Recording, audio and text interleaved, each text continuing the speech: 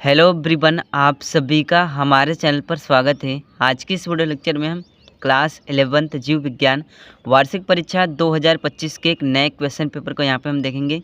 और आज इस पेपर को यहाँ पर हम पूरा हल करने वाले हैं। सभी प्रश्नों के उत्तर के साथ इस पेपर को यहाँ पे हम सॉल्व करने वाले हैं। सबसे पहले यहाँ पर बहुविकल्पी प्रश्न पूछा गया है। क्वेश्चन नंबर पहला का क यहाँ पर दे दिया है, निम्नलिखित में से किसमें चूसक परागनली पाई जाती है। ऑप्शन नंबर जो सेकंड वाला यहाँ पर दे रखा है साइकस में, ये इसका आंसर हो जाएगा। इसके बाद क्वेश्चन नंबर ख यहाँ पर दे दिया है, टीनिया शूलियम में उत्सर्जन किसके द्वारा होता है। ऑप्शन नंबर जो फोर्थ वाला यहाँ पर दे रखा है मेलपिघियन नलिकाएं द्वारा, ये इसका आंसर हो जाएगा। क्वेश्चन नंबर ग दे दिया है, केले में पाए जाने वाले पुष्प क्रम को कहते हैं। ऑप्शन नंबर जो सेकंड वाला यहाँ पर दे रखा है स्थूल मंजरी कहते हैं, ये इसका आंसर हो जाएगा। इसके बाद क्वेश्चन नंबर घ यहाँ पर दे दिया है, मेढक के मस्तिष्क से निकलने वाली कपालीय तंत्रिकाओं की संख्या है। ऑप्शन नंबर जो फर्स्ट वाला यहाँ पर दे रखा है 10, ये इसका आंसर हो जाएगा। इसके बाद क्वेश्चन नंबर सेकंड में आएंगे तो एक एक नंबर के 5 क्वेश्चन यहाँ पे पूछे गए हैं। क्वेश्चन नंबर दूसरे का क दे दिया है, कर्ल वुज के अनुसार जीवन के 3 प्रक्षेत्र बताइए। तो इसका आंसर हम किस तरह से लिखेंगे, पहला जो हो जाएगा बैक्टीरिया, दूसरा आर्किया और तीसरा यूकेरिया हो जाएगा। इसके बाद क्वेश्चन नंबर ख दे दिया है, जड़ का सामान्य कार्य यहाँ पे हमें बताना है। तो इसका सामान्य कार्य क्या हो जाएगा, पहला जो कार्य हो जाएगा पौधे को मिट्टी से पानी और लवणों का अवशोषण करना, दूसरा जो कार्य हो जाएगा पौधे को सहारा देना, तीसरा भोजन का भंडारण करना। इसके बाद क्वेश्चन नंबर ग यहाँ दिया है, जीवन का भौतिक आधार क्या है, यहाँ पर हमें बताना है। तो इसका आंसर क्या हो जाएगा, जीवन का भौतिक आधार जीव द्रव्य और प्रोटोप्लाज्म है।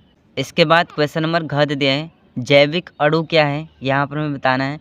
तो इसका आंसर क्या हो जाएगा, जैविक अणु वे अणु जो जीवधारियों के शरीर का निर्माण करते हैं तथा शरीर के क्रियाकलापों के लिए आवश्यक होते हैं, जैविक अणु कहलाते हैं।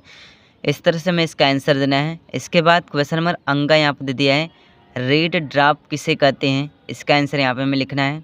तो रेड ड्राप क्या होता है, रॉबर्ट इमर्सन ने पता लगाया है कि जब पौधे को 680 नैनोमीटर से अधिक तरंग दैर्ध्य दी जाती है तब क्वांटम लाब्धि में कमी आ जाती है, इसे रेड ड्राप कहते हैं। इसके बाद क्वेश्चन नंबर 3 में आएंगे तो 2-2 मार्क्स के 5 क्वेश्चन यहाँ पे पूछे गए हैं। क्वेश्चन नंबर कह दिया है, वर्गिकी व वर्गक की यहाँ पे हमें परिभाषा देना है। सबसे पहले यहाँ पे हम देखेंगे कि वर्गिकी की परिभाषा क्या हो जाएगी।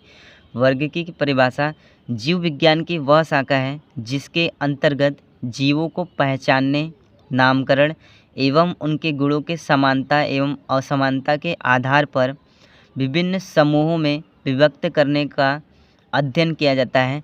इसके बाद वर्गक की परिभाषा क्या हो जाएगी, वर्गक की परिभाषा वर्गीकरण की किसी भी श्रेणी का प्रतिनिधित्व कराने वाले वास्तविक जीव वर्गक कहलाते हैं। इसके बाद क्वेश्चन नंबर ख यहाँ पर दे दिया है, ज्वाला कोशिका पर यहाँ पे हमें संक्षिप्त टिप्पणी लिखना है। इस पर हमें टिप्पणी किस तरह से लिखना है, ज्वाला कोशिका एक विशेष उत्सर्जक कोशिका है, यह सरल अकशेरुकी जीवों में पाई जाती है, ये गुर्दे की तरह काम करती है और अपशिष्ट पदार्थों को हटाती है। इस तरह से ये इसका आंसर हो जाएगा। इसके बाद क्वेश्चन नंबर ग यहाँ दे दिया है, एक बीज पत्ती तथा द्विबीज पत्ती जड़ में यहाँ पे हमें अंतर लिखना है। तो इसमें अंतर हमको किस तरह से लिखना है, एक बीज पत्ती जड़ में संवहन बंडल 6 या 6 से अधिक होते हैं, जबकि द्विबीज पत्ती में जड़ ये 2 या 6 होते हैं। द्विबीज पत्ती जड़ों वाले पौधों में एक मूल जड़ होता है, वही एक बीज पत्ती में रेशेदार जड़ प्रणाली होती है। इसके बाद क्वेश्चन नंबर 3 का घ दे दिया है, अर्धसूत्री विभाजन के महत्व पर यहाँ पर हमें प्रकाश डालना है। इसका आंसर हम किस तरह से लिखेंगे, अर्धसूत्री विभाजन से युग्मक अंडा और शुक्राणु बनते हैं, ये कोशिकाएं लैंगिक जनन के लिए जरूरी होती है। अर्धसूत्री विभाजन से गुणसूत्रों में नए अनुक्रम बनते हैं। इसके बाद क्वेश्चन नंबर 4 में आएंगे तो 3-3 मार्क्स का 4 क्वेश्चन यहाँ पे पूछा गया है। क्वेश्चन नंबर 4 का कह दिया है, जीवाणुओं की पोषक पर यहाँ पर हमें संक्षिप्त टिप्पणी देना है। इसके बाद क्वेश्चन नंबर ख में आएंगे तो विभिन्न प्रकार के पर्ण विन्यास का उदाहरण सहित यहाँ पे हमें वर्णन करना है। तो इसका आंसर हमको किस तरह से लिखना है, तने के ऊपर पत्ती की व्याख्या या क्रम को पढ़ विन्यास कहते हैं। प्रत्येक तने की पत्तियां अपने तने के ऊपर एक निश्चित क्रम में व्यवस्थित होती हैं। पौधे में 3 प्रकार का विन्यास पाया जाता है। पहला जो होता है वो एकांतर होता है, दूसरा विपरीत और तीसरा चक्रीय होता है। इसके बाद क्वेश्चन नंबर ग में आएंगे तो मेढक में पाए जाने वाले सभी संवेदनाओं के नाम यहाँ पे मैं लिखना है। तो इसका आंसर क्या हो जाएगा? आँखें, कान, नासिका, त्वचा, जिह्वा। इसके बाद क्वेश्चन नंबर घ दे दिया है, किस पादप में कवक मूल और प्रवाल मूल दोनों पाई जाती हैं? इनका अर्थ यहाँ पे मैं बताना है। तो इसका आंसर क्या हो जाएगा? साइकस जैसे पौधों में प्रवाल मूल और कवक मूल दोनों पाए जाते हैं। इसके बाद क्वेश्चन नंबर 5 में आएंगे तो 3-3 नंबर के 4 क्वेश्चन यहाँ पे पूछे गए हैं। क्वेश्चन नंबर 5 का कह दिया है, विषाणु की संरचना पर यहाँ पे हमें सचित्र टिप्पणी देना है। तो इस पर हम टिप्पणी किस तरह से देंगे? विषाणु अकोशिकीय अति सूक्ष्म जीव है। ये नाभिक, अम्ल और प्रोटीन से मिलकर बने होते हैं। विषाणु को केवल इलेक्ट्रॉन माइक्रोस्कोप से देखा जा सकता है। विषाणु के कण कैप्सिड से बने होते हैं।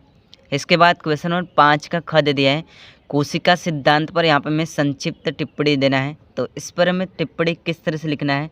कोशिका सिद्धांत, इस सिद्धांत के अनुसार सभी जीव कोशिका से बने होते हैं। कोशिका जीवों की संरचनात्मक एवं क्रियात्मक इकाई होती है। कोशिका सिद्धांत 1839 ईस्वी में स्लेडन और स्वान ने प्रस्तुत किया था। इसके बाद क्वेश्चन नंबर 5 का गद दिया है, माइटोकांड्रिया की संरचना तथा कार्य यहाँ पे हमें लिखना है।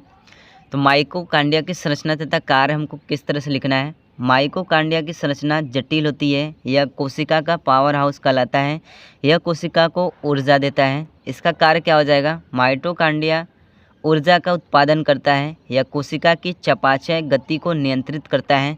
इस तरह से मैं इसका आंसर देना है। इसके बाद क्वेश्चन नंबर घ में आएंगे तो न्यूक्लियोटाइड और न्यूक्लियोसाइड के बीच विभेद यहाँ पे करना है। इसके बाद क्वेश्चन नंबर 6 में आएंगे तो 3-3 नंबर के जो क्वेश्चन है यहाँ पे पूछे गए हैं। क्वेश्चन नंबर क दे दिया है, पादप एवं जंतु कोशिका के कोशिका द्रव्य विभाजन में क्या अंतर है यहाँ पे मैं बताना है। तो इसमें क्या अंतर होता है?